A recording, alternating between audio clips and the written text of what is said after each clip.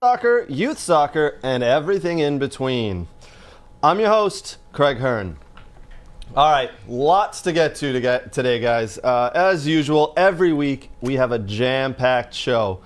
We have a lot coming up. What do we have on today's show, you ask? All right, U.S. men's national team win the Gold Cup. U.S. women's national team win bronze medal at the Olympics. Jack Grealish goes to Man City. And it's getting messy, if you know what I mean. We also today have D1 college coach Eric Pogue from Oakland University stopping by to chat. And Star Man from Detroit City FC comes on the show to tell us about the season and the upcoming season for him in Nisa. It's another jam-packed edition of We Are Soccer, folks. Let's get ready to roll. Big thank you right off the bat to some of our friends who've supported us from day one here at We Are Soccer. Detroit City FC, Michigan Jaguars, Tim Merritt with Ross Mortgage, Superior Family Dental, and Next Level Training. Thank you, friends. Appreciate the support. I know you guys are watching, so big love back to you guys. All right, so folks, I can't afford to pay this man, so please, when you see him in the street, be sure to throw coins at him. It's the only way he's going to get paid. He's becoming a bit of the norm, a bit of a piece of the furniture on the show. Please let's welcome back Nate to the show. What the hell are you wearing a cowboy hat for, man? You're going to have to explain what's going on here, Nate. It's my thing. I'm a hat man now. You're a hat man now, yeah, it's, you go to Austin, Texas, and you become a hat man. It's just your identity. It's how I live. But You've got a cowboy hat on. You got an Austin FC jersey on. You've also got the cup as well. All right, go ahead and give us an explanation of what's going on here, buddy. Well, a couple years back, when Austin first announced their name, my younger brother actually lives in Texas, and he was moving to Austin. I was like, let's go to a game. We'll fast forward, and sure enough, went down to visit him and caught an Austin FC match in their brand new stadium. Those who know me on Facebook, they've seen the pictures and stuff. Parlayed that magically into a Gold Cup match, too. Didn't even realize there was one down there until, we bought the Austin tickets first. We waited on the Gold Cup matches because you never know. Then also somehow ran into the Qatar team, coming out of the hotel. So it was a rather soccer extravaganza on just actually celebrating the anniversary with my wife and visiting my brother down in Austin. Shout out to your wife there for letting you do all that soccer stuff on your anniversary. So sounds like a hell of a trip, and you came away being a hat man. It was, and it was crowd was awesome there. We had 20,000. Yeah. I would say only hot tip for the Austin FC fans. You gotta make your chance just a little bit more simple. Like DCFC, great job. I show up, hit it in stride. You know the song Cops, the TV show? Mm-hmm. My little brother put it best. Everyone knows, bad boys, what you gonna do? What you gonna do when they come for you? But then there's that middle part that nobody knows, and everyone just goes, yeah, but that's like the Austin thing? Yeah, because you're good. They had the area code in Spanish. I was like, saying it, bam, bam, bam, and then there's this middle part, and you could feel the audience just go, yeah, and just hum it. So you got to make it a little bit more simple for the easy folk out there like me and the fans just showing up. But fantastic group of fans, actually. It was I'd say probably one of the better supporters. Looks like a hell of an atmosphere. Yeah, it was better supporters there in Austin. It's amazing what they've done in a short time. Yes, great excellent stadium. Stuff. Well, I'm glad you had fun. Welcome back to Detroit, Michigan, where not a lot of people. Okay, we're the cowboy hat. You're good. You do whatever you need to do. A little bit. All right. Quick two shout outs to start off today. We got a happy birthday to Jags player Bradley Newton. We had one of our special guests, friends of the show, ask for that shout out. So happy birthday, Bradley. Also, shout out to Jags coach Dan Diak, who this past week earned his USSFA A coaching license. I know Dan, he's a very good friend of mine. His teams are phenomenal that he coaches, and Dan has done a phenomenal job. So Dan, congratulations. Big shout out to you on the A coaching license. Well done, my friend. All right, guys, let's jump in. We got a ton of soccer. We're going to jump into World Soccer News, which is brought to you by Tim Merritt and Ross Mortgage. If you're looking for a new mortgage or you're looking to refinance, give Tim Merritt at Ross Mortgage a call. I actually just spoke to him yesterday about refinancing. Super knowledgeable dude. We spent half the time talking about my refinances and the other half talking about what else but soccer. All right, so we'll quickly skip through some of these. The U.S. men's national team won the Gold Cup. We all know that it wasn't quite the A team. We had a lot of MLS and we'll call them B team players who are playing within this squad. I think the goal was accomplished for Greg Berhalter, whether they won the Gold Cup or not. Just getting to the final is a big accomplishment there. He got to see a lot of those not starters, we'll call them, play. I think we all learned a lot about a lot of those players. And another victory over Mexico. I mean, that's your biggest rival right there. Another big victory. So we've got 2 this summer. USA defeats Mexico again. Well done to Greg Berhalter and that team. We probably, Nate, should do a segment at some point later in the week or two on the U.S. men's national team and some of the players that were featured for this Gold Cup squad. Yeah, phenomenal. And I'm a Berhalter fan now. Yeah, Full on. Sold. Yeah, I mean, he has done a phenomenal job. Sold. And I was in the beginning. Right. I totally was skeptical of the guy. I didn't like how he was hired. I thought he was outcoached by Canada once. I think he still has a little ways to go with tactics maybe, but I think he'll learn. I love what he's doing. Yeah, I agree. Love what he's Same. U.S. women's national team win bronze medal. I don't know about you, but actually I do know. I don't want to put words in your mouth, but we talked about this beforehand before the Olympics started. We all expected them to win gold. They were the #1 team in the world. They were expected to win gold. They didn't. They barely won the bronze. They barely got out of the group, to be honest. It was a poor showing. There's a lot of things we could talk about here. A lot of the older type players, the senior players there. What do you think? I think this is the turning point now for the organization. Yep. This is kind of what I was talking about, I think, weeks ago. Rest of the world is investing. Rest of the world's getting better. There's leagues around the world that are becoming much stronger because the money's being put in there, because FIFA's putting more money in this now. And this is the turning point, so we'll see what they do. You're going to either adapt or you're going to die. And this is the time, and hopefully this is the wake-up call before the Women's World Cup for them to start adapting and making corrections there, bringing on the new players, bringing on the younger players, changing things up. Hopefully they can do that. Hopefully they're the people in charge are allowed to do that. We'll see. Yeah, we'll definitely see if there's changes. There has to be changes. I mean, you've got Carly Lloyd, who's 39 years old. You've got Megan Rapinoe, who I believe is 36. Alex Morgan seems to have lost a little bit of her speed. There are players on this squad that this needs to be their swan song. This needs to be the, hey, thanks for getting us here. Appreciate everything you've done. We've got better younger players, so we need to get into the squad and we need to get them playing, get them experience now. The World Cup, coming up in a couple of years, we got to get these younger players integrated and playing. One of the people I love to refer to is Aaron Bird at Next Level Training. He knows so many of these women's national team players and the younger ones who are coming up and what they're best at. He keeps telling me, and then I watch and I see what he's talking about. The guy knows what he's talking about, and it's phenomenal to watch these younger players, how better they are compared to where the senior team is and was 10 years ago, right? So I think you get these younger players in now, you're going to see the benefit in a couple of years, but you got to do it now. And I understand the U.S. women's national team won 4-3 against Australia in that final, with Carly Lloyd scoring 2, Megan Rapinoe scoring 2. But that's nice. Was that their goal? No. Okay. I agree. I completely agree. Do you, Nate, do you think they should give obviously it's a bit of a failure. Yeah. Should the coach continue on? Should they let him build this, or is it time for someone new? I think he should. I don't think he's had enough time, and I question how that roster, whether the pressure of bringing in some of those marquee players, if you will, the names, if he was pressured in taking some of those players. I don't know. Obviously, I don't have any inside information or routes there. Mm-hmm. But I think you got to let the guy do what you paid him to do.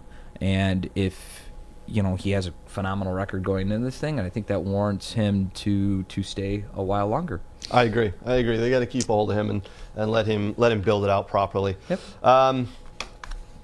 So kind of a poor showing from our U.S. women's national team there. Can only get better, I would say. Hopefully. Yeah. Or it could get worse. Yeah, And that's what I mean. Adapt or die. I think the only way it gets worse is if they if you don't learn from your mistakes, it gets worse. Yep. So adapt or die. They're better than that, so I think it'll be all right. All right. Hopefully. Let's move on to other world soccer news. There's a lot of soccer news that's come up in the past week and a half here. This other world soccer news brought to you by Superior Family Dental. 2 locations in the Metro Detroit area. They are the official Detroit Red Wings dentist. If you're looking for a dentist, check out Superior Family Dental. All right, let's start with Messi. Messi and Barcelona. Big news broke about 2 days ago now. Barcelona they're in such financial dire straits right now that they can't even sign their best player. They thought they had a deal in place with Messi, a new 5-year deal that both parties had agreed upon, I believe it was about a month ago, and now no more. It can't happen. They have said they're blaming La Liga. Honestly, I don't know how Barcelona can blame La Liga when the finances are wildly out of control there at their club. So it's their own fault. Messi is now looking for a new club. Nate, I know who you think Messi will end up with, and I think we'll let Austin FC. Yeah. Tacos are great down there, bro. I'm sure they are. That's what he wants to go for. Barbecue's good. I think, and the rumors are PSG or Man City. Man City, I believe, offered 2 years at Manchester City and then 1 year at NYFC. Obviously, those two are connected. Messi, from the rumors, has turned that down, and he is in Paris at the moment, looking to sign with PSG. He's got friends there. It's a big club in a little pond. They play in Ligue 1 for those who don't know. Sacré bleu. Yeah. And yes, they will skirt through the league. They'll win that very easily with the team they have. That doesn't concern Messi. He wants to have another Champions League. He wants to get to the Champions League. He wants another Champions League title. So that's why I feel he will sign there. Nate, why don't you go ahead and tell us where you think Messi might end up? There was a deal in place to already sign Messi, correct? There was. Right. And 5 years? Yep. And all parties were agreed, right? Yep. And then all of a sudden that deal is now gone, correct? Correct. Okay, weird. 2 weeks ago, a $3.2 billion investment firm actually threw $3.2 billion into La Liga, by the way, 2 weeks ago. And honestly, La Liga could make all this go away if they wanted to. This is not FIFA. This is La Liga's rules. Mm-hmm. Now, I don't really know anything. I'm just kind of putting pieces together. But if I'm in financial trouble, which we can all agree they are, if I have massive issues to signing players and need something to go away, what is my only chip that I have? And this kind of smells, I feel like it would have been done earlier before agreement would have been in place if they were really looking to go away. It kind of smells like Barcelona playing chicken with nothing to lose. Because if Messi walks, what'd they lose? Nothing. Nothing, because they can't sign him at the moment, right? On the other side, if he stays because the Liga bends and breaks because this investment firm went, now our star marquee player is gone, we just threw billions of dollars into your league, and now what? I mean, it's a like, who do they market now? That's a hell of a bargain chip. It's a hell of a chance you're taking. What do you have to lose if you're Barcelona? I mean, I agree. They can't sign him. You're already out. So what do you have to lose? I mean, I could be totally wrong. Yeah, that's what makes this fun. And you know what? If I am, I am. I was right on something else, though. We'll get to that in a minute. One of the other items, the blowback here from Messi and Barcelona is Barcelona convinced Sergio Aguero to join Barcelona with the promise that he would get to play with one of his best friends, Lionel Messi. Now, with Lionel Messi not there, Aguero is getting very upset. Mm-hmm. And the rumors are that he's asked his management team to try to find a loophole in the contract he signed with Barcelona. He's already been asked to take a pay cut. Mm-hmm. He's taken a pay cut after signing a contract. Hasn't played a game yet for them. Taking a pay cut, and now he's looking for a loophole to get out. Mm-hmm. Barcelona in a world of trouble right now. La Liga's been a two-horse race for years. I think La Liga's in trouble right now. Who I are think you going to market for your league? There's no star players. I mean, Karim Benzema for Real Madrid is older and not exactly a star player. Sergio Ramos for Real Madrid is now gone. You've got Griezmann at Barcelona, but Barcelona have been trying to. They've offered him to every team under the sun to get rid of him this year. USMNT Dembele, Sergio Dest. I mean, yeah. He's quickly becoming the lead man of Barcelona. Whoever would have thought that? Yes. Barcelona's in a world of trouble, and La Liga is in a world of trouble here. I think you did say something that really people should listen to. Yeah. If I'm negotiating, I got nothing to lose. Let's do it. But that agreed. But if La Liga secede to this and they come back to Barcelona and they bend the rules to allow Messi to play, we will all know who's in charge in La Liga. That's never happened before ever. Laporte. Neymar, PSG. Yeah. Sorry, something in my throat. Really dry in here. But you will see that La Liga is they're gonna do something here because they lost their star man, as you said.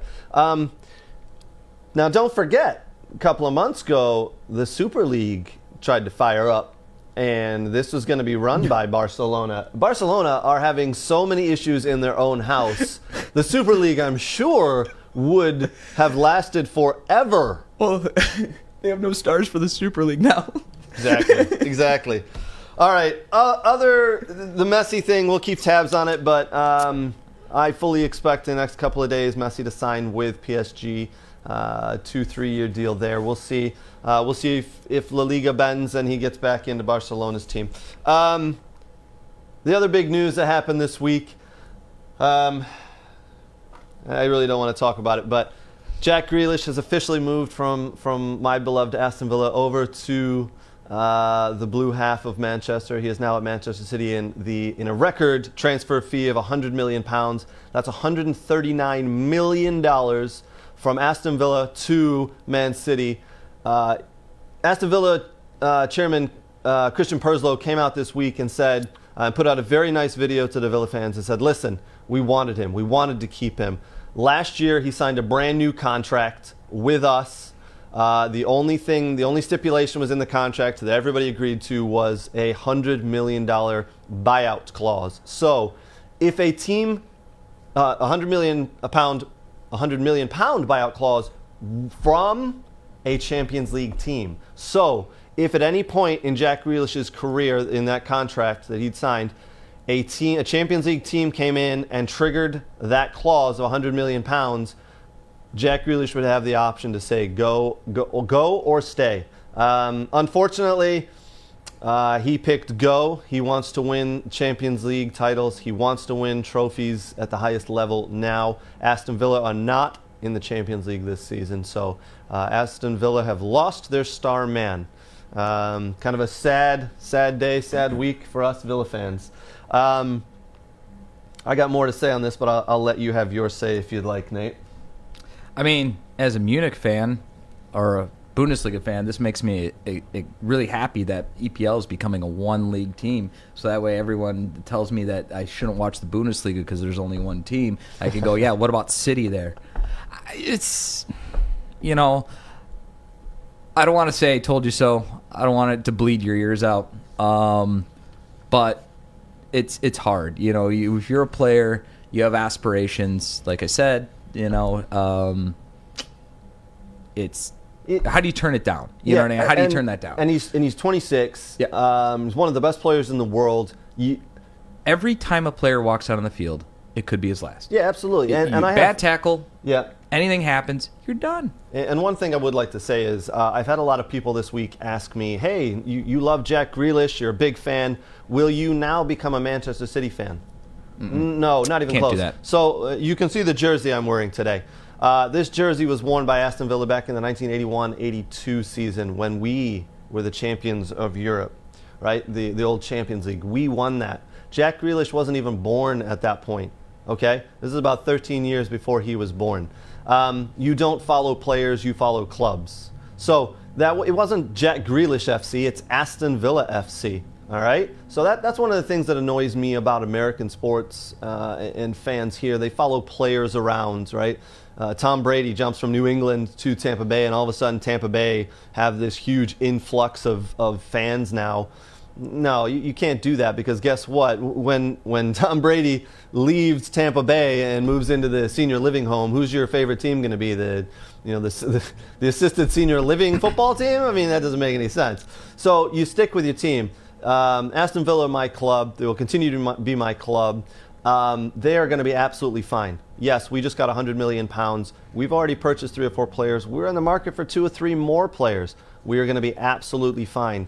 I made bets this summer with people that said Aston Villa are going to finish higher in the league than I believe Leeds. Probably. And Stuttgart. They're in winning the the league? Bundesliga. Because Stuttgart's winning the league. I don't think Villa are going to win the league. I know who's going to win the league. But I'm going to hold to those bets because I still believe it. Aston Villa are going to be fine. They've brought in some great young players. They are going to be just fine. Again, 1982, we were champions of Europe. We have had ups and downs. Jack Grealish gave us a lot of good memories. He got us promoted. He got us notoriety. He's a brilliant player, fun player. He was a homegrown player. But no one is bigger than the club. So there we go, my friends. Don't you worry. Aston Villa is going to be just fine. Well, and mark my words, Leon Bailey is going to be a stud. Yep. Actually, when Pulisic went to Chelsea, I was like, Bailey's the better player in that league, and he's going to be good. Bailey's going to be a good player. Bunandia's going to be a good player. Yep. We just signed Danny Ings out of nowhere. Danny Ings. No, he played in the EPL. Yes. So, anyway, it is what it is. But can I have 5 seconds? Do you want to hear the 5 seconds of... Yeah, sure. Okay, so am I putting these on? Those are noise-canceling headphones, so you Okay. don't have to hear about 5 seconds of Nate gloating. Oh, you get 5 seconds. Got it. 5 seconds. You get okay. 5 seconds. Okay. All right, you can go ahead. I called it, bitches. I called it. I told you. All you that were like, oh, you don't know who he is. I was right.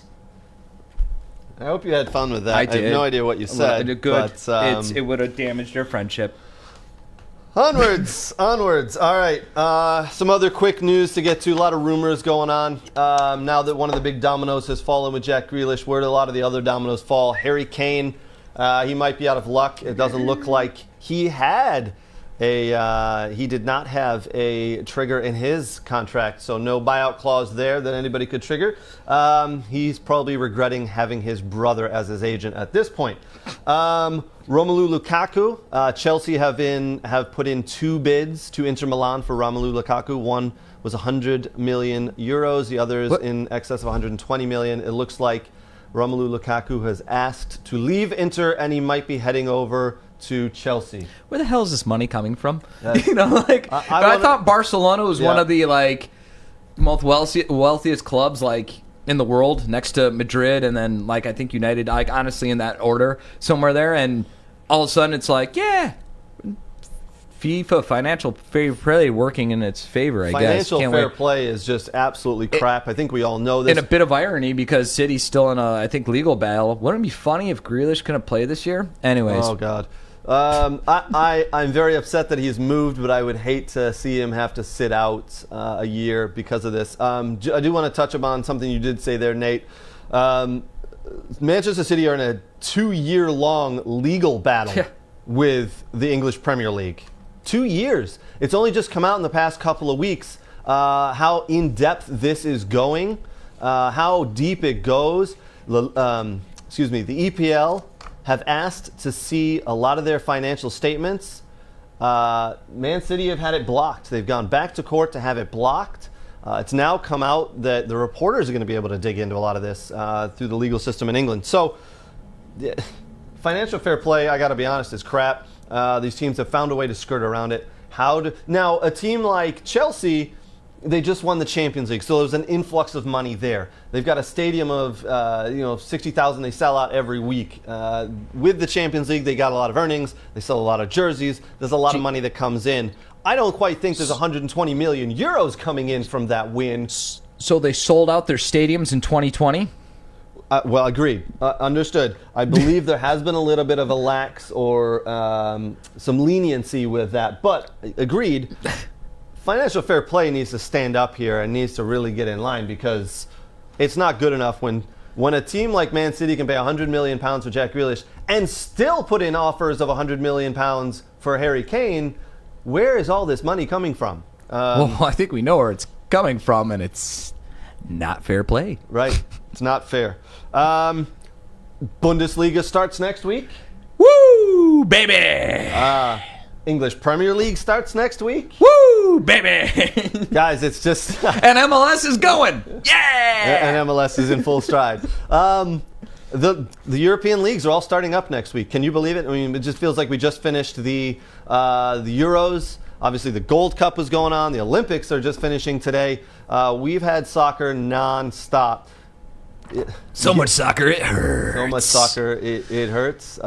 So much soccer that it's life-consuming in a good way. So much soccer, your family's mad at you. Nate and I are going to have to fire back up the Bundesliga chat time, so you guys can look forward to that coming up on a weekly basis. Hey. Yeah, that's a good piece. The Community Shield is today, and I believe also the German Super Cup is this weekend. Next weekend. Next weekend, yeah, okay. So, yeah. So a lot of people ask me all the time, what is the Community Shield? So I want to kind of do a quick, I'll read from it so it's official and you know what the Community Shield is. You ready? Mm-hmm. All right. The Community Shield is the first match of the season and officially is the kickoff to the new English Premier League season. It's held at Wembley Stadium between the champions of the previous Premier League season, which is Man City, and the holders of the FA Cup, Leicester City. Leicester City beat Man City in the FA Cup. So today's Community Shield is Man City versus Leicester City at 12 p.m. Eastern on ESPN. Should be a good game. I do not believe Jack Grealish will be in the squad for that. Just an FYI. And the Super Cup is similar to that.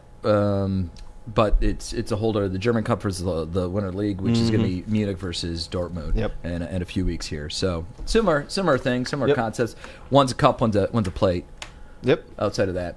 So the leagues are kicking off, and there's going to be just lots more soccer. So you can expect a lot more from We Are Soccer, because here we go, folks. Here we go.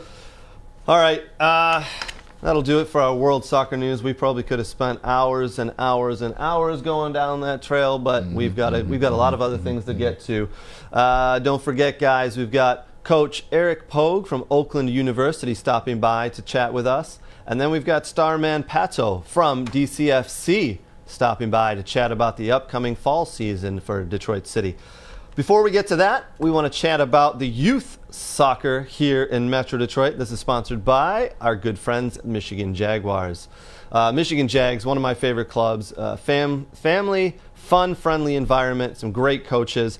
As you heard us talk about earlier, congratulations to Coach Diak, who now is a holder of the USSFA coaching license. That's a big accomplishment for those of you who don't know. So, with youth soccer officially firing back up this week and kids return to their teams, I wanted to put out a quick note. Kids, just remember, you're going to be going to practice 2 or 3 times a week with your team. There's a lot of other days in the week you could be playing soccer.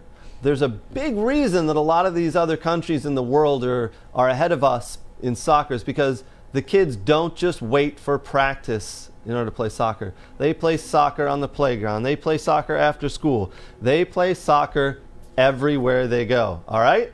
So play soccer even when you're not at practice with your teams. Understood? It'll help. Trust me. You'll get into it. You'll be better at it. Adam, if you could, sir, do you think you could play can you play the Soccer Rebellion video that we have on tap?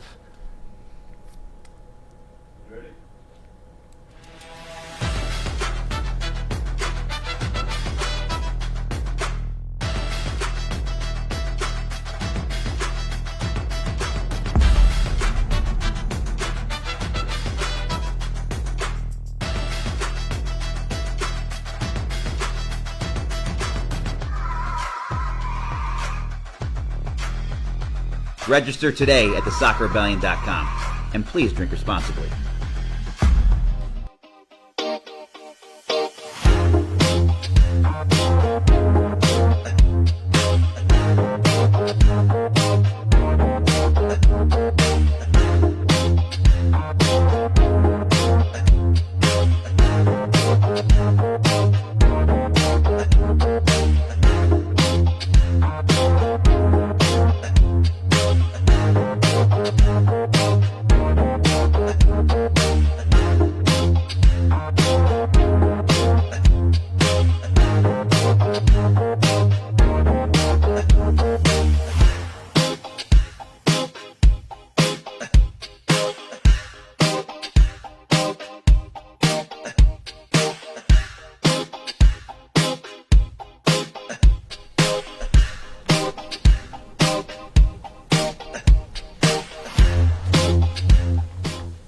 All right, so if you saw before the next level training video there, we had a Soccer Rebellion video.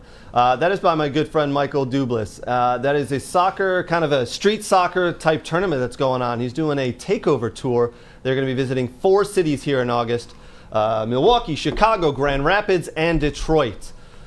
If you guys are in the Metro Detroit area and you're looking to play some street soccer, I believe it is August 23rd. It's a Sunday. Get up, sign up. The soccerrebelliontour.com. Soccerrebellion.com. Nate, you may have to put a team in for that. Let's do it. Let's do it. Do they have the old Hurt Guy League? Because if they have the old Hurt Guy League, Then we would definitely second to last. Yeah, I don't think we'd win it, but just as long as we didn't finish last, it'd be let's go with that. Everyone knows it's about how you look anyways. Right. So if you guys want to check out the soccerrebellion.com, go ahead, sign up. I believe there's cash prizes for winning that the tournament as well in the individual cities. Should be fun. I'm actually going to be doing an interview with Michael, the founder of the Soccer Rebellion, later this week. So you can find that on all the We Are Soccer social channels. All right, onwards. As you can see, we've had, as you know, I like to do costume changes, and this is awesome. We got a new little piece of gear here. I love this. I am not an Oakland Grizzly. I am a Spartan, but I do love soccer stuff and soccer gear. So we have Coach Eric Pogue with us here today. Coach, thank you very much for joining. Yeah, thanks for having me. Appreciate it. Yeah, man. All right, so let's talk about the upcoming season for the men's team here. It's obviously last season was a little bit different. The pandemic kind of, ruined a lot of the season, just kind of put a lot of dents in it. You guys played in the spring. Yeah. What was that like? What was that? Let's talk about that first before we talk about the upcoming season. What was it like to play in the spring and have everything changed around and be like hinging on and not knowing what could happen on a daily basis? Yeah, I mean, it was difficult for the guys to go through, but, I got to give them a lot of credit because like we said, we just kind of took it one day at a time. And, what was nice about the spring actually was we had like a week in between games, which we're not traditionally used to. You pretty much don't even get a chance to train really when college season is going on. So the good part was we were able to really put together some training sessions and get prepared. And I think it came out in the results. I mean, we only had one loss all spring, and we really had a good year, and kind of got cut short by the pandemic there because we were just about ready to go into the league tournament, and one of our players ended up getting COVID, and we got kind of shut down from the conference tournament. So I think we would have probably gotten at large bid as well, as we finished 20th in the country. But I think because we didn't really get an opportunity to play in the conference tournament, it was a good excuse to kind of knock us out of it. So that part was a bummer. But, the one good thing that came of it as well is just kind of the team bonding and camaraderie that came behind that, and being able to just kind of rally behind all that and just take it one day at a time, 1 week at a time, because we really didn't know, if we were going to be playing, if the other team got COVID, if we got COVID, so it was a little bit of a difficult It kind of does become that one kind of day at a time, that old cliche, but it really does kind of, it lends itself to that. And I know what it's like, obviously in a college season, as you said, you don't have a lot of time to train. It's just game after game after game. So you guys were probably able to put a lot of, get those kids a lot of tactics and a lot, for lack of a better term, a lot of learning of how to play the college game properly, right? Yeah, and I think it was good. We got everybody coming back this year because of COVID. All our seniors were allowed to come back actually for an extra year because they obviously. So all of them did. A couple of them passed up on a few pro opportunities. To come back for their senior year. Noah Jensen finished as a second-team All-American, and he's been training with the Columbus Crew this week. I know they really like him down there, but he really wants an opportunity to kind of finish what he started. And for us to be able to implement all that stuff over the last year, and then be able to basically bring the entire squad back for this fall, makes for a good thing. I want to make sure a lot of the viewers understand, maybe if you're not from the Metro Detroit area, Oakland University is traditionally a little bit of a smaller university compared to what, like Michigan State or Michigan that we have here, University of Michigan as we have here in our state. But consistently, you guys are ranked and you are in the top 25. It's a credit to you and your staff, the recruiting you do, the work you do. Again, consistently, you guys are ranked and a big draw for big players and do a great job with it. So for the viewers out there, I want to speak specifically to the younger kids.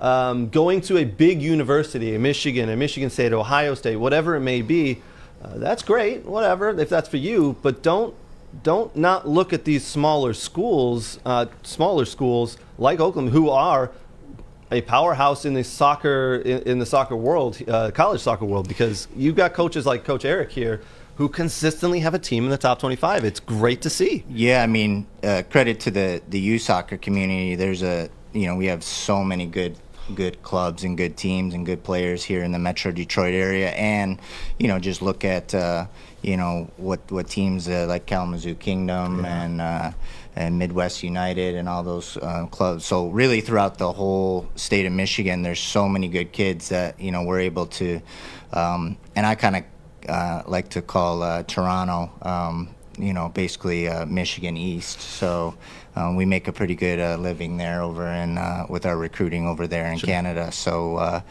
I mean, credit to the clubs and what's going on around here in Metro Detroit area and all throughout Michigan that we're able to sustain a lot of really good programs, because it's not just, it is the Big Ten, it is the MAC with Western Michigan. It's we got some top Division II programs, Division III programs, NAIA, JUCO. I mean, any league, Michigan teams are always right in there. Yep, absolutely. Let's talk about your upcoming season here. You guys, you start Monday, right? Monday mornings, your first official training, back to probably two a days for a little bit. Yeah, meetings and all that good stuff on Monday. Can't touch a ball, but and then Tuesday we kick right off with some double sessions, and but we're gonna do it a little bit different than we've done in the past, because we we basically been training for a full year straight, and these guys really, most of our guys, almost all of our guys played summer soccer, so.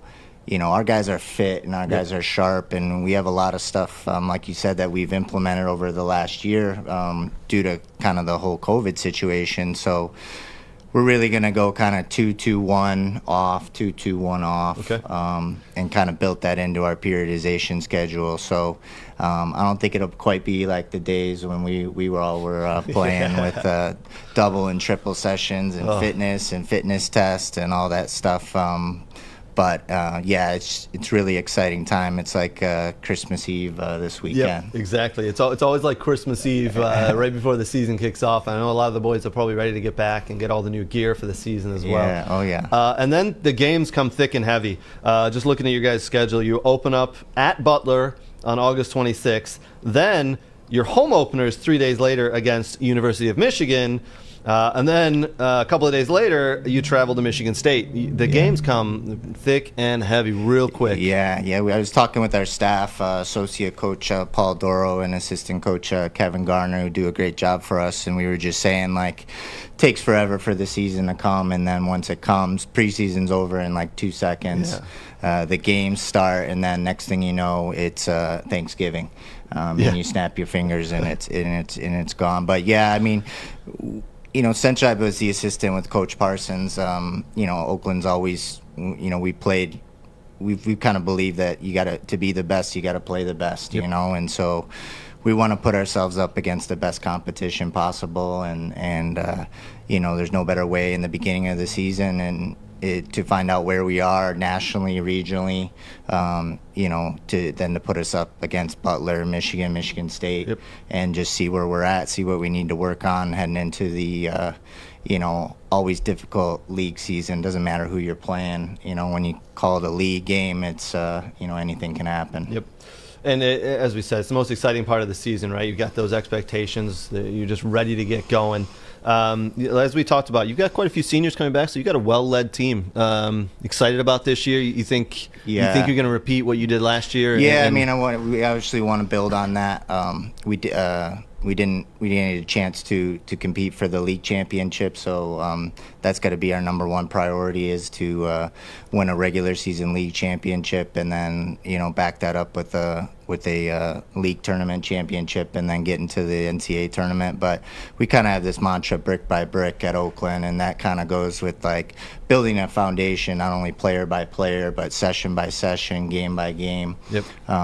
Can't really get too far ahead of ourselves, and really just kind of learn where we place the next brick based on what we did in the last training session or the last game, and really just kind of focus one game at a time, and that's really going to be our focus. But yeah, I think there's some high expectation level for us, and we want that, we want that, and that's what our program's always been about. Yep.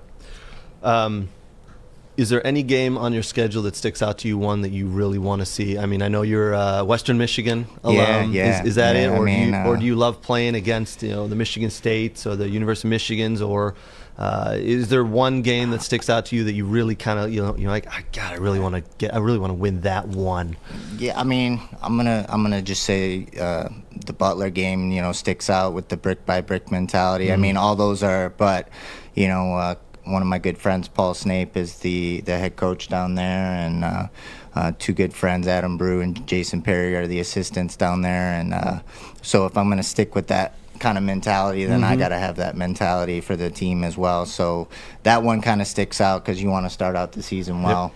Yep. You go in there and don't play well, then everyone kind of maybe starts to question you a little bit. So want to play well in that game, and then obviously all the the in-state rivalry games are all, and we always have a great battle with University of Detroit as well. So I don't want to, but yeah, Western, Detroit, Michigan State are always. And I think the Bowling Green game is a big one as well. We got them at home. We got Dayton at home. Big one. I love that answer. I love the answer. If you're going to do it, if you're going to tell your team to do it day by day and brick by brick, that first game. And big shout out there to some of the players, coaches you mentioned who are former players, Jason Perry and Paul Snape, and to your assistant coach there, associate head coach Paul Doro. I played with him quite a few years ago as well. Yeah, Paul's great. He's done a great job for us, and we obviously wouldn't be able to do it if it wasn't for those guys, and we got quite a this is our 49th year of Oakland soccer. So next year will be big year of big year 50. So we got a lot planned for next year, but we want to go into that as a champion. Right. So, but we got to have a good Monday. Yep, I love it. Absolutely love the message you're saying and passing on to your players. Well, Coach Eric Pogue from Oakland University. Coach, thank you again for joining. Very much appreciate it. I'm going to wish you luck on every single one of your games this year. All right. Except for maybe one. Maybe one. Maybe my Spartans can get one over on you guys. I'll root for you. Don't worry about it. I have no stake in the game. Yeah, I lived in Rochester, so you do now. You got the jacket right here, now. Right here. So, I could tell people I went to Oakland. I didn't, but I could tell people that. Tell them, man. Absolutely. We'll go for it for sure. We'll take any fans that we can get, and that'll be a big game. And obviously the Michigan game, I think, will be a huge home draw as well. And if you guys are in the Metro Detroit area, out at Oakland in Rochester, there, Oakland University, I've been to some of the games. The crowds are pretty fun. It's a good atmosphere and great soccer. As we talked about earlier in this segment, you're going to be watching a team that's going to be nationally ranked in the top 20, 25. And don't don't forget that unbelievable field that we got. I was about to bring that up. Correct me if I'm wrong. That's a brand new field, right? And it looks like it's brand new because we got our groundskeeper Todd Rajala, who actually is a coach in the Liverpool. Yep, I know Todd. So Todd is he does an absolutely. I mean, you guys have probably seen on social media all the different designs he puts into the field, and that's one reason we're able to get a Michigan State, Butler next year, Creighton, Louisville to come play us because they we got such a quality surface, which allows for some pretty unbelievable soccer. So I will say that field is absolutely phenomenal. Even when I was playing back 20 years ago, we looked. It's forward. The same field too. Man. Wow, I thought it was newer. No, but I mean it does. Wow. It looks every time I go on it, I think it's brand new. But I mean, that staff you got over there. We haven't played on it in a year, so it's the best it's ever. Todd's like it's the best it's ever been, and over probably 25 years. Wow. So it's amazing. We're pretty blessed. So yep. Well, thank you again, Coach. Very much appreciate you joining. It, guys. Thank you. Thanks. Good luck this season. Yeah, thank you. And kind of tailoring on that, to spin off, I want, Adam, if you could get it queued up. This past week, I interviewed University of Michigan men's head soccer coach, Shaka Daly. We'll show you 2 minutes of that video, and then you can find the rest of that interview and that video on our social channels later today. Go ahead and get that queued up, Adam.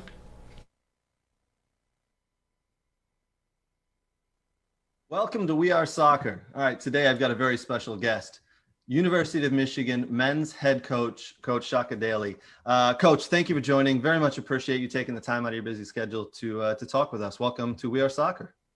Thanks for having me. Excited to be here. Awesome. So listen, this year is going to be very different from last year, as we know, with the pandemic and coming out of that. You guys had a very shortened schedule. I got to imagine entering into, what is it, your 10th season here as the Michigan coach? Yep. Time flies. Yeah, man, it really does, doesn't it? I remember when you were appointed and reading about that, but it's hard to believe that was 10 years ago. This being your 10th season, getting back on track in the fall here, you got to be looking forward to it because I've seen the team and it looks like you've got a solid team coming back.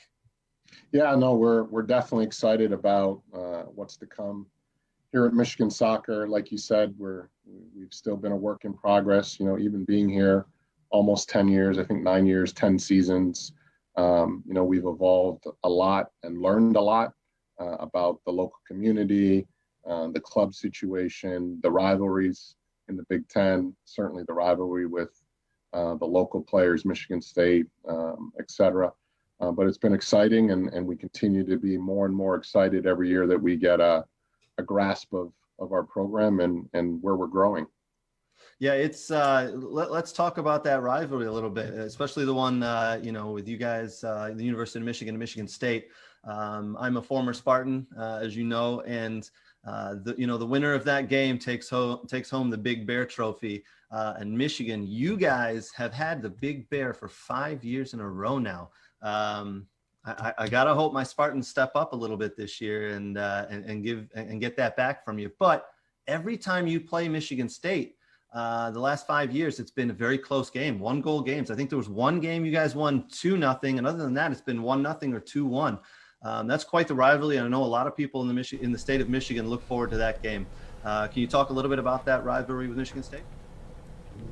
All right, so as you can see, I spoke to Coach Shaka Daly, the University of Michigan men's soccer coach there. That was a 2-minute snippet of my interview. The rest of that interview can be found on the We Are Soccer social channels. Those will be up later today.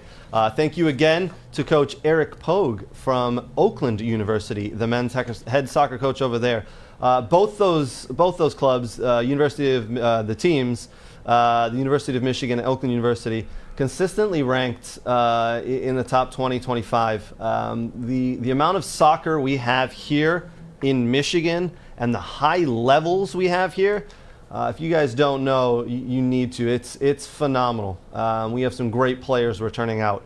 Kind of taking a little bit further down the path on that, I am joined today by two players. Not one, but two from Detroit City FC. I am lucky enough to be joined by Patricio Pato Botello Faz. Pato, as they know you, right? Yes, sir. Thank you for joining. Appreciate it. And we also have Armando Cazetta, as I pronounce that right? That is perfect. Oh, I appreciate it. Boys, thank you so much for joining. All right, you guys have a big game coming up tonight, right? It kicks off the first game of the fall season for you guys. Just so everybody's aware, NISA kind of breaks up their summer season. There's a spring season and a fall season. The spring season had unanimous champions, which was you guys, right? That's correct. I was at that game. It was the LA Force, right? Is that who you guys played? 1-0 victory. The celebration afterwards was absolutely unbelievable. A party in Detroit is what happens. Oh yeah, I can testify to that. Oh man, it was so fun to be there. So they break up the season. There's the spring season. Now the fall season kicks off today. So Detroit City FC is playing at home tonight against Chicago House AC. The AC stands for Athletic Club, I believe. 7:30 kickoff at Keyworth Stadium. Get there. If you don't have tickets, you can find them at debtcityfc.com. Pato, kind of the star man in that first part of the season there. 5 goals, played in 12 games. Enjoyable season. Did you accomplish your personal goals in the season that you were going for? What were your thoughts there? Yeah, I mean, I came to Detroit because I knew they were a winning team, first of all, so I was pretty familiar with the club itself, right? So I knew it was a winning club, and that was my first priority. I wanted to win this year, so that was my personal goal, just win a championship with Detroit, and then everything else just came. You know, when you win as a team, you get recognized in the individual standpoint as well, so that just happened. Did you know about Detroit City FC? Because I believe in 2019 you played with the Lansing Ignite team, correct? Yeah. And man, I watched some of the highlights the other day from that season. You put some balls in the back of the net and were quite the standout player. Did you know at that point? Obviously, you knew about Detroit. Is that one of the reasons you were up there and then you decided upon coming to Detroit because of that? Because you knew about them? Yeah, I knew of Detroit when I was in Lansing. That's the first time I heard of it. Yeah. Because they played a Mexican team, I think Atlas or something that year. We beat them 2-1. Yeah, they beat Atlas 2-1. So I heard about Detroit, and I kind of followed along. I had a few friends that play here, and then my roommate Maxi signed this season, so I talked to him as well before me signing here. So yeah, everything just kind of worked out. But yeah, I mean, 2 years. The first time I heard from Detroit. Yeah. Lovely. How are you liking Detroit? Metro Detroit's a nice area. I love Detroit. Yeah, I love Detroit. Gets a bad rap from people who've never been here. I think so. Yeah, I mean, from the first day I got here, I was like, this is completely different than what I expected, and not just. I mean, obviously the club is great, the fans are great, but the city itself is really, really nice. Yeah, lovely, love it. All right. How do you like the Northern Guard? How do you like playing in front of the Northern Guard fans? It makes Is it nuts? It makes the game day experience just a whole nother level. Yeah. I've played at different places. I've played in San Antonio. They have a really good fan base. I've played in Greenville, South Carolina, where they have a great fan base there as well. But Detroit, like, it's just it's next level. Yeah, there's clubs here, and then there's the Northern Guard. They're just on a tier above their own. It's insane. They know your name. They know where you're from. They're interested in your interests. Yeah. You could sit down and talk to them, and they know your life instantly. It's kind of weird, you know. All right, so it is very. So I don't know if you guys know. I played for Detroit City way back when they first started up. I was one of the first players on the official team. So I know about the Northern Guard, but it went from like the Northern Guard to the Northern Guard, and it is. You're right. They know your name. They know where you're from. They love talking to you, and you're like, have I met you before? It's crazy. I was like, nuts. I don't think I know you, dude. Like, and once you're in the family of the Northern Guard, you're there forever, man. Yeah. They're so nice. It is so fun to be a part of that. Let's talk about playing. Obviously, Nate Steinwash is the number one goalie at the moment. He's taken up a little bit of the minutes there. Are you kind of just biding your time, learning behind the scenes a little bit? You've got into some games and you've played well when you've been in there, but it's got to be a little tough as Nate is the number one goalie, correct? Absolutely. But I was here in 2019 for my first stint here, and then one of the things that I left the club with was my relationship with Nate. You know, when you're at certain clubs, especially as a goalkeeper, you know, you're in direct competition with, you know, with the person ahead of you, and you want to get some playing time. But the difference with Nate and I is that we have a fantastic relationship off the field and on the field. Nice. He's been with Detroit forever. He's a club legend, right? I mean, he's really proved it on the field. So there's nothing but respect there. And now that I've came back to the club, I'm here to help the team. I'm here to help him. He's there to help me, right? We train every day, and I'm trying to get better. He's trying to get better, and that's all that matters. We're having fun. I've been in situations where that's not the case, where I'm not having fun, where the relationship isn't there, and that's not. It's not here, huh? That's not how it works here. That's not how it works here. So Nate's an outstanding guy. He just had a baby, so he's has a that's newborn right. this Big week. shout out to Nate. Yeah, to Noah. That's so right. He's part of the family now, part of the CFC. So I'm sure he'll end up playing for the club eventually. Maybe. Exactly.